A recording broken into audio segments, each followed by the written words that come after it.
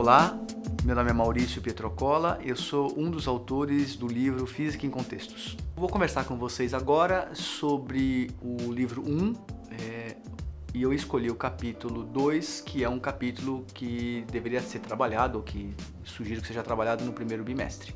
Tá? Esse capítulo tem como tema, ou como título, a física e o método científico. Então, por que esse assunto é importante, né? E por que eu estou escolhendo ele para dar um destaque?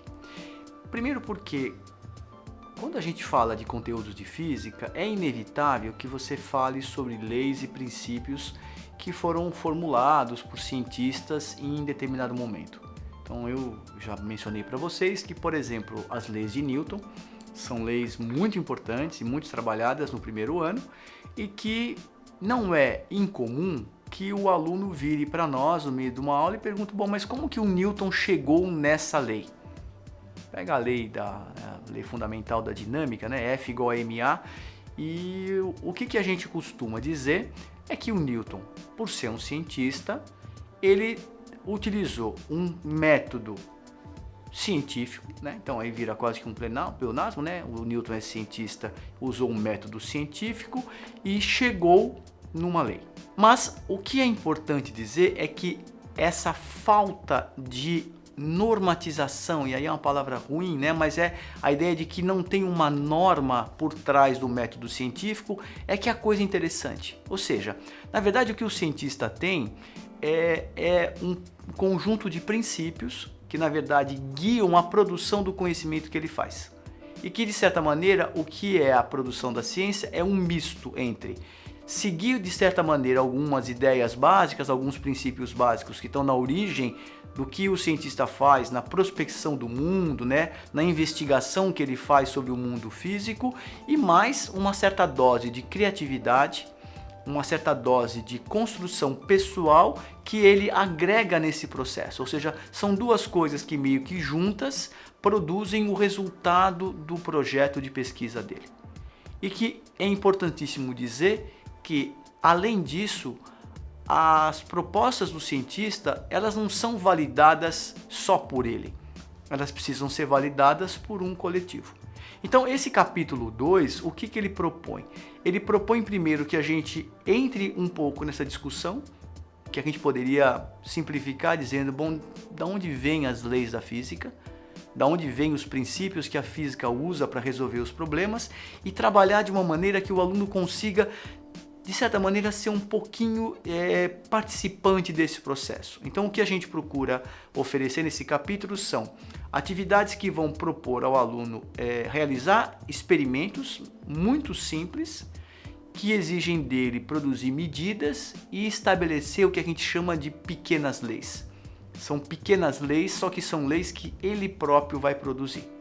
Então, toda a construção desse capítulo 2, ela de certa maneira, ela fundamenta uma maneira de olhar e de perceber a física que a gente espera que ele carregue por toda a coleção. E aí, um aspecto que vale a pena a gente chamar a atenção, para além da ideia da experimentação, né, que eu acho que todos nós sabemos que ela é fundamental na física, é o papel da matemática. Então, de certa maneira, a gente costuma separar do tipo, bom, a física usa a matemática, mas como se a matemática fosse uma coisa de uma outra área, que é a disciplina matemática. Mas a física faz um uso particular da matemática.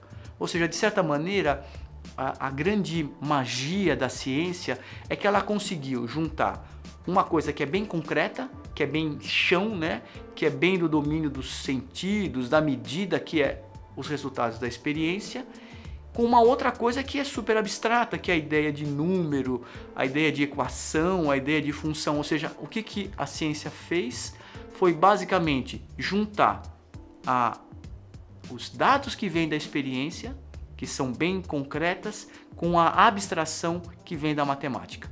Então, quando eu escrevo que F é igual a ma, além de escrever, né? Além de descrever que a força é a responsável por gerar ou por produzir a aceleração, eu também estou vestindo essa lei através de uma função de primeiro grau, onde eu digo que a variável f ela é diretamente proporcional a variável A, onde a massa é simplesmente uma constante de proporcionalidade. E que se eu fizesse, por exemplo, um gráfico, né, de F igual a MA, dá uma reta que passa pela origem. Assim como, por exemplo, Y é igual a AX, que também é uma função matemática, só que essa função matemática não está vestida de nada. Então, importante, né, que a gente perceba que as leis da física, elas têm uma origem num processo que a gente costuma nomear com um grande nome, que é o método científico, mas que o método científico não é uma maquininha onde alguém vai lá e vira uma manivela e joga, né, dados, experiência, e do outro lado sai uma fórmula. Não, é um processo complicado e mais, é um processo que em cada época e em cada área eu tenho que parar e tentar entender quais são os elementos importantes.